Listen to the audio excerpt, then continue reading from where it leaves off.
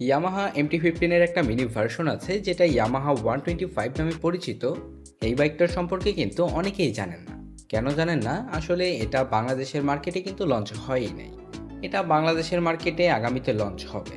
তবে বলতে গেলে এই MT-15 এর মিনি যে ভার্সনটা, এটা কিন্তু MT-15 এর থেকেও বেশ কয়েকটা জায়গায় খুবই ভালো পারফর্ম করে।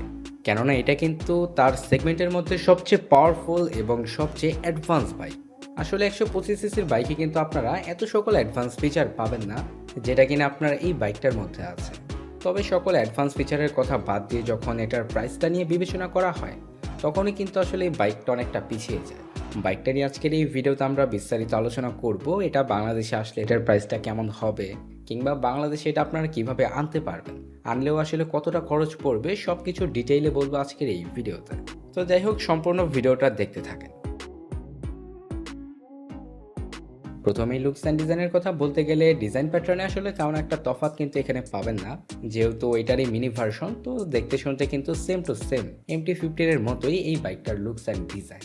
এমনিতে বিল কোয়ালিটির দিক থেকেও বাইকটা যথেষ্ট প্রিমিয়াম। আসলে প্রিমিয়াম হবে নাই বা কেন, 125 সিসির আসলে এতটা দামি বাইক কিন্তু লঞ্চ করা হয় না।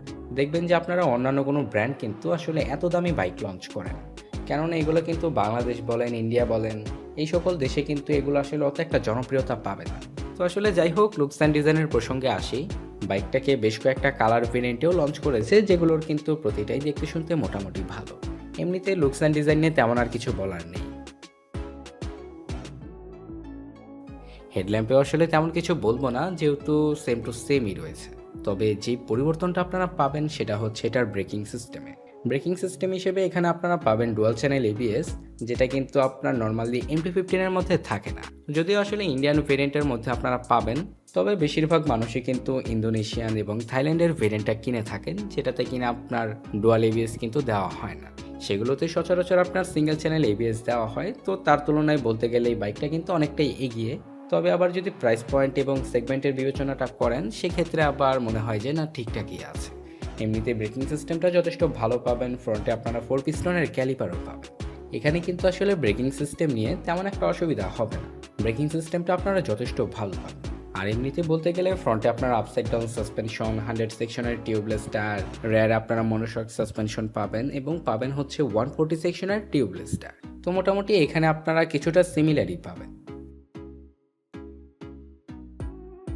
স্পিডোমিটারে পরিবর্তন রয়েছে। এখানে আপনারা TFT স্পিডোমিটার পাবেন, যেটা কিন্তু আপনার 2025 এর যে MT-15 আছে সেটার থেকেও কিছুটা অ্যাডভান্স।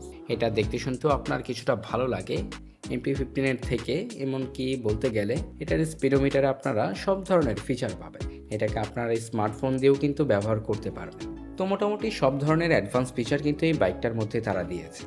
আর যদি এমনিতে ইঞ্জিন সেকশনের কথা বলি, ইঞ্জিন সেকশনটা আবার এমনিতে কিন্তু যথেষ্ট ভালো।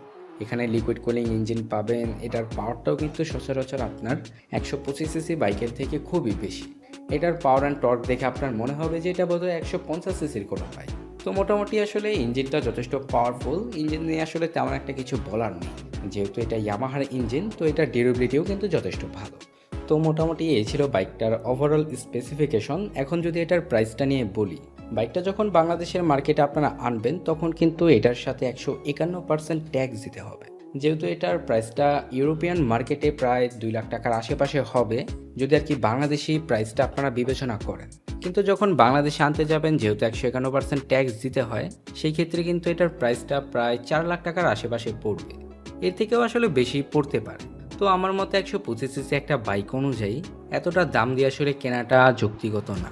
তো সম্পূর্ণ ডিসিশনটা আসলে আপনার ওপর। আপনার যদি বেশি টাকা থাকে, তাহলে আপনি কিন্তু নির্দ্বিধায় বাইকটা আপনি ক্রয় করতে পারেন। তবে বাংলাদেশে বাইকটা আনতে গেলেও কিন্তু অনেক বাধার সম্মুখীন হতে হবে। তো এই ছিল আসলে আজকের এই ভিডিওটা। বাইকটার সম্বন্ধে আপনাদের যদি কোনো মতামত থাকে, সেটা কিন্তু আমাকে কমেন্ট সেকশনের মাধ্যমে জানাতে পারেন। দেখা হচ্ছে আপনার সাথে পরবর্তী কোনো নতুন ভিডিওতে।